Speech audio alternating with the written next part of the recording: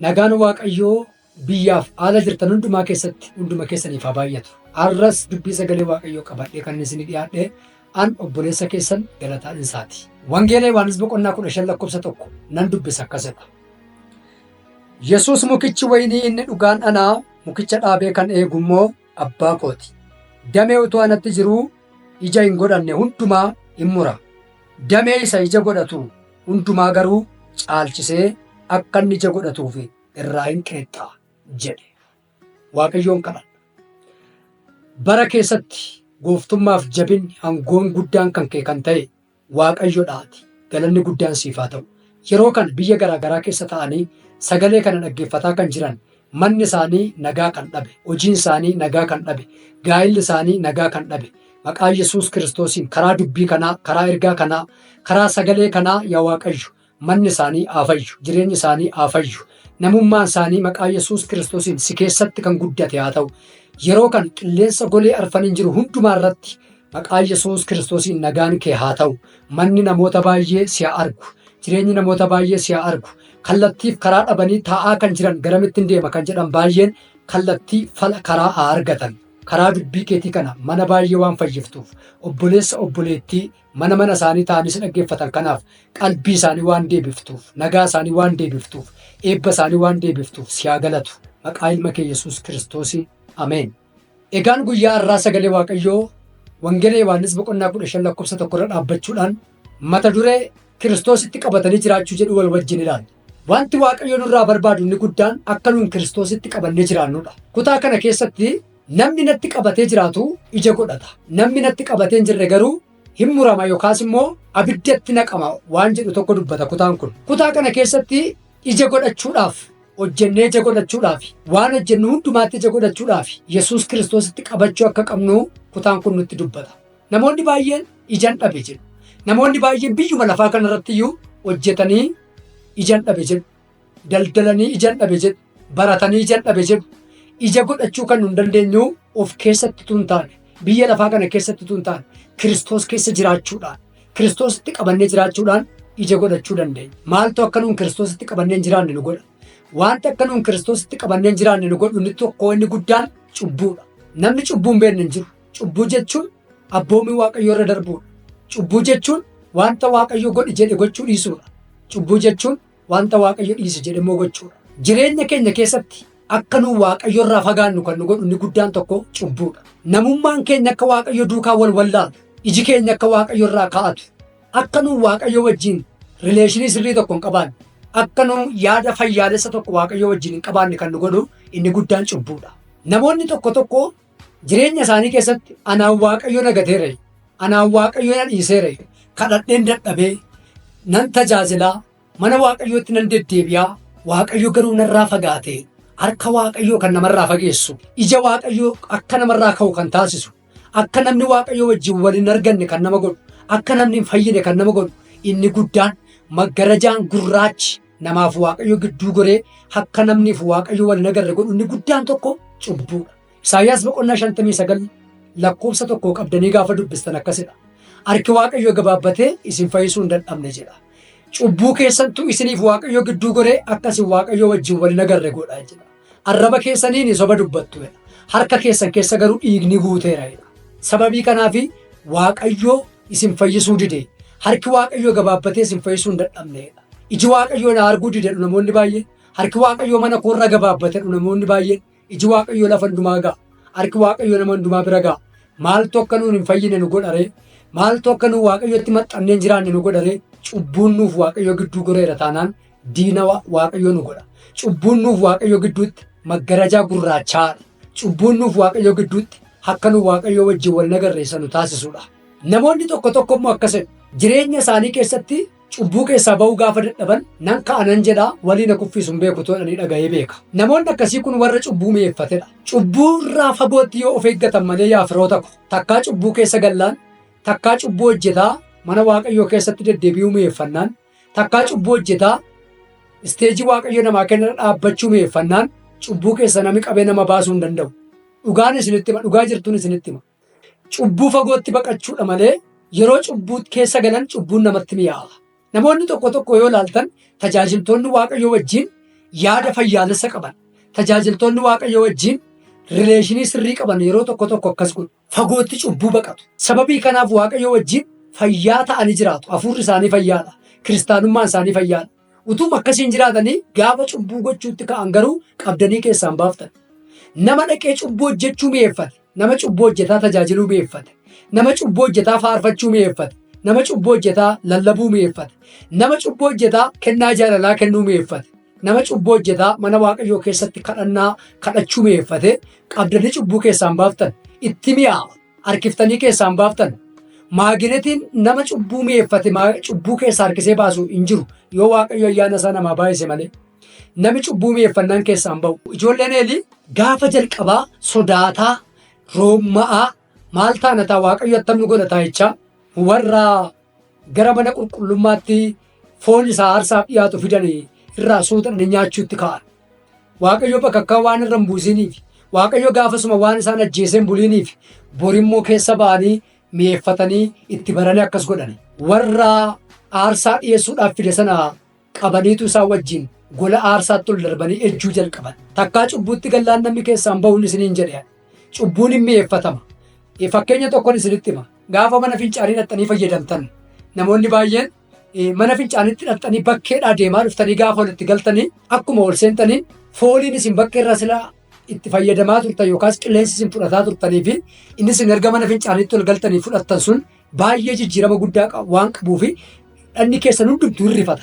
Utuun seeyin funyaan keessan qabattu, utuun seeyin afaan keessan qabattu, hatatatettanii waan sekeendii tokko waan keessa dhaabattan sanitti hin fakkaatu.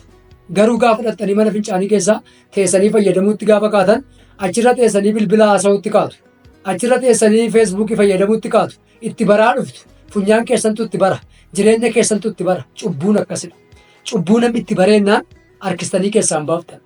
Jecha namichi mana fincaanii jiru tokko fayyadamuun isinitti hima. Namichi silas waan sekeendii tokko keessa dhaabatu itti hin fakkaanne erga manichatti ol galee taa'ee fayyadamuutti ka'e booddee namni kan biraan dhufee gaafa rukkutee hankawakka'ee nama jiraa jedhee gaafa gaafatu achi keessa taa'ee qo'i ba'aan jira jechuu mannaa waan isatti hin tolle sila keessaa baqachuuf jedhu keessaa ba'aan jira jechuu mannaa nama jireedha. Mana fincaanii keessa taa'ee fakkarachuudha. Kanaafiyyuu cubbuu keessa taa'anii fakkaru namoonni baay'een. Cubbuu keessa taa'anii an jiree, cubbuu keessa taa'anii an jabaadha, cubbuu keessa taa'anii waaqayyo na duukaa jiree. Waaqayyo gooftaan nu na gargaara. Yeroo tokko tokko cubbuun maal fakkaata jettanii gaafa yaaddan konkolaachisaa fakkaata. Gaafa akkas isiniin jedhu namoonni tokko tokko waan cubbuu tokko hojjetaniif 5 itti dabalanii hojjetu. Ergan hojjedheedhanii ergan akkas godhe immoo walumatti hin dabalee qalbii jijjiirradhanii sababii tokko hojjetaniif 10 itti dabalanii hojjetu. Yeroo tokko tokko gaafan konkolaataan deemu wanti hin argu konkolaachistoonni akkas godhu. Karaarra gaafa deemaa jiran nama darbaa akka isaan hin feenee fi seerri isaan ittisu sababii jiruu fi yeroo tokko tokko garuu dhoksanii nama darbaa fe'anii gaafa deeman tiraafikiin karaatti qaba. Gaafa karaatti qabu irratti barreessa. Nama darbaa waan feeteef jedheetu kissiitu irratti barreeffama. Sababiin kissiin irratti barreeffamuuf kana booddee akka inni nama darbaa fe'ee hin deemneefidha. Sababiin kissiin irratti barreeffamuuf kana booddee akka inni amala amma gochaa jiru kan hojii amma gochaa jiru kanarraa akka inni deebi'uufidha. Kaayyoon isaan inni guddaan isa kanadha. Konkolaachisaan garuu akkas godha. Sababii nama tokko darbaa fe'ee tiraafikiin argee irratti barreessee fi gaafa tiraafikicha bira darbu gaafa waraqaa kissi fudhatu waraqaa kissi erga fudhatee booddee kana booddee karaarra waan jiru tokko dhiisee hin darbu. Nama garaatti baatus fuudhee fe'aa deema. Jaarsas fuudhee fe'aa deema. Nama mucaa baatus fe'aa deema. Nama 5 arge nama 10 arge fe'aa deema. Maaf akkas goota jennaan waraqaa kissiin qaba hundaafuu kasaasameera jedha. Hundaafuu irratti barreeffameera jedheenidha. Namoonni tokko tokko cubbuu tokkittii godhanii isarraa deebuu mannaa yaada garaa isaanii jijjiirrachuu mannaa ittuu keessa ba'u. Kanaafiyyuu waaqayyo nu gargaaru. Cubbuutti galleennaan keessaa ba'uun baay'ee ulfaataadha. Wanta akka nu waaqayyo wajjin walitti qabannee hin jiraanne, akka nu waaqayyotti maxxannee hin jiraanne nu godhu inni guddaan cubbuudha. Cubbuu baqadhaa. Cubbuun diina Kiristoos nama taasisa. Wantoota gaafa cubbuu hojjennu akka nu yaada garaa keenyaan giddarne nu godhan keessaa inni tokko yaada garaa keenyaa jijjiirrachuuf beellama qabachuudha. Namoonni tokko tokko akkasidha. Erga waa hojjetanii ka'anii booddee ariifatanii battala waa hojjetanitti, battala waaqayyoon gaddisiisanitti, battala hafuura qulqulluu gaddisiisanitti yaada garaa isaanii giddarachuu mannaa akkas godhu. Ergan isa kana akkas godhee booddee borisoo dhaqee waan akkasii nan hojjedha hojjechuun kun hafu torbee dhufu yaada garaa koo geddaradha. Ammasitti waan meeqa hojjetu jiru. Namoonni tokko tokko immoo baadiyyaa keessa jira waan ta'eef yeroo magaalaa dhaquun yaada garaa koo jijjiirradhee sirriitti adeemsa koo sirreeffadheen Waaqayyo wajjin jiraachuu jalqaba. Lafti nama jiraadhu kun naan mijanne hafuura koo waan ta'eef egaa waan hin barbaade hojjedhee mani boodumanii ganna kana baheen buna dhuftu yaada garaa koo jijjiirradhee Waaqayyo wajjin adeemsa sirrii jalqaba. Namoonni tokko tokko immoo lafti hojii amma jiru kun mijataa miti waan ta'eef iddoo kanaa bahee gaafan iddoo akkasii galeen sirriimatti sagada sirriimatti Waaqayyo wajjin rileeshinii sirrii uume jiraachuu jalqaba. Yoo gooftaan keenya bor dhufe maalitti beenna? Guyyaan dhufaatii gooftichaa beekamaa miti. Obboleessa koo hin gowwoomin. Yaada garaa kee gaddarachuuf beellama hin qabatin. Yaada garaa kee gaddarachuuf arrarraa bor hin beellamin. Guyyaa boriif yeroo dabarsitee hin kennin. Guyyaa hafuurri qulqulluu sitti gaddeetti. Guyyaa Waaqayyo sitti gaddeetti. Achuma dhaabbadhu. Dirree keessa jirtu keessatti yaada garaa kee gaddaran. Akka namni yaada garaa isaan gaddaranne kan nama godhu inni lammaffaan immoo ani qulqulluudhaafin jechuudha. Macaafni qulqulluun akkasidha. Namni ani qulqulluudha ofiin jedhu hundumtiin of sossobaa'edha. Namoonni baay'een jireenya isaanii keessatti ani qulqulluudha ani balleessaa hin qabu. Cubbuun karaa gurguddaa nama hojjetama. Tokkotu beekaniiti. Inni lammaffaan immoo utuu hin beekinidha. Akka carraa ta'e utuu beektuu waan balleessite hin qabdu yoo ta'e utuu hin beekiin waan balleessite dirqama waan qabaattuuf gaafa hundumaa yaada garaa gaddarachuu sirraa eegama. Amantoota bichaa miti kan yaada garaa isaa gaddaratu. Tajaajiltoonni yaada garaa gaddarachuu qabu. Luboonni yaada garaa isaanii gaddarachuu qabu. Faarfattoonni yaada garaa isaanii gaddarachuu qabu. Yeroo tokko tokko nan argaani. Waldaa keessa yaada garaa keenyaa gaddaranna gaafadhani warri tajaajilaatti of fakkeessan yookaan warri gara tajaajilaatti of qaban baay'een hin taa'u. Amantootatu ka'ee dhaabatee mimmaan isaanii harcaasee yaada garaa gaddarata. Faarfattoonni uffata isaaniitti nammanii taa'u. Luboonni uffata isaanii uffatanii isteejii gubbaa taa'u. Amantootatu ka'ee dhaabbatee balleesseera yakkeera naa dhiisi jedhee Waaqayyoon araara gaafata. Nama hundumaarraa Waaqayyo yaada garaa gaddarannaa barbaada.